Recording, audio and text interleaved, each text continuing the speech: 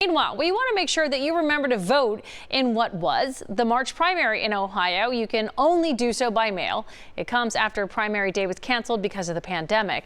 In order to vote by mail, you need to go first online and print an application. Fill that out, mail it in, then wait for your official ballot. The deadline to return your application to get a ballot is noon, Saturday, April 25th, so time is ticking.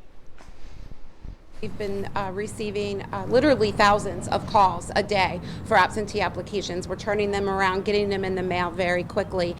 Completed ballots need to be at the Board of Elections by 7:30 p.m. on April 28th. If you are mailing your ballot, it needs to be postmarked April 27th by then and received at the board by May 8th in order to be counted. Our goal with all of this COVID-19 coverage, of course, is to inform you so you can protect yourself and your loved ones. It is not to alarm you. As a reminder, you can check WCPO.com at any time for the latest information. There's an entire section there devoted to coverage of the coronavirus. You just have to click on the tab.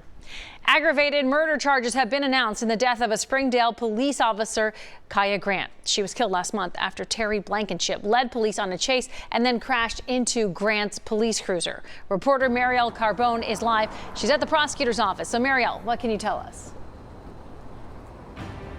Yeah, well, the Hamilton County Prosecutor's Office, as well as the Springdale Police Department, they believe that Blankenship crashed into the Officer Grant's car on purpose, and that's why they're going after this aggravated murder charge. Today, the Attorney General says he will sign off on that. Now, that crash, it stemmed from numerous crimes in the few days before, starting in Clinton County with a home invasion, ending on I-275. Now, because of that, the Clinton County charges will be handled by a Hamilton County grand jury at the end of this month, and Prosecutor Joe Dieter says any intentional murder of a cop, it is a capital case in the state of Ohio, so he says it'll be up to a grand jury to decide whether this case could warrant the death penalty or not.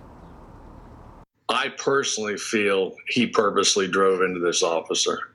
If you have the opportunity to see his text messages, that they're going to have to kill him before they take him, arrest him, things like that. And it would not surprise me at all if this return a death specification.